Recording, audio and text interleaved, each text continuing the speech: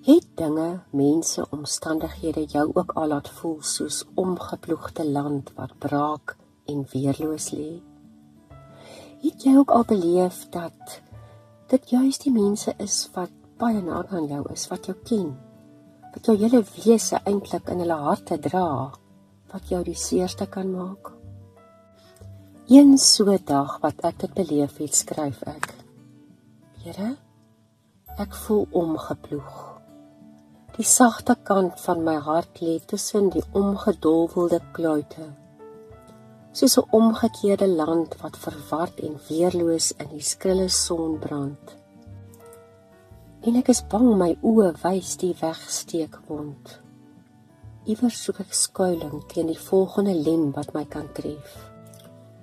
Maar dan onthou ek dat dit juis 'n omgeploegde land is wat braak lê, wat die saad van nuwe lewe kan ontvang.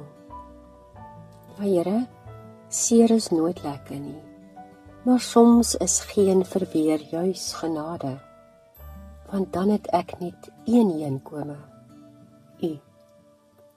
Here, dis eina om omgestamp, opgetrap en omgewerp te voel, maar miskien is dit ook 'n goeie plek, want dan is ek gestroop van myself en my eie bravade, sodat U my kan wys hoe groot U is, hoe groot U dade. Dis weerloosheid wat my weer leer om oop te wees vir U, vir die nuwe groei wat U in my wil laat ontkiem. Die groei wat net kan kom uit grond wat week is.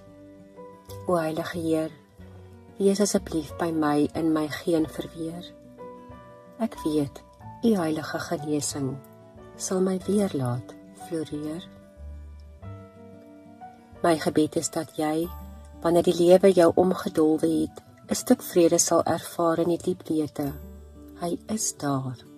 Daarom sal jy, ongeag die skaar, beleef dat hy die een is wat aan jou kant is geskaar. Kom ons bid. Here Jesus, vandag vind ek troos in U woorde in Lukas 12 vers 32. Hou op om so bang en benoud te wees, my ou klein groepie volgelinge. Julle Vader gee verskriklik baie vir julle om. Weet julle hoe bly dit hom gemaak het om vir julle elkeen 'n plek in sy nuwe wêreld te gee? Daarom sal hy elke dag vir julle sorg. Ek bid jou toe, troos en vrede.